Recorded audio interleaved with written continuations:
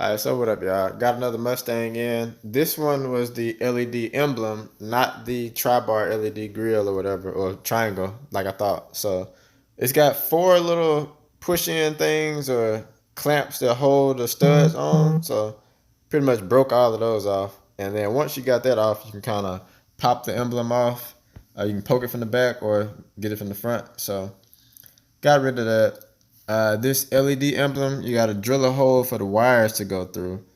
It's got a spot for like two screws, but it didn't come with the screws. So I just ended up putting black RTV over it. And then once I pressed it on, put RTV behind it to kind of anchor it all together.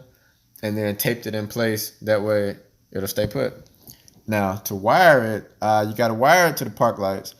This is like circuit board type stuff. So it's no actual alone park light. So I had to kind of test each of these to figure it out. It ended up being the wire second from the left, which was power, and then grounded out. And you can see it works. So I missed out on the finished product, so my bad, but this is how I wired it though. So hope it helps.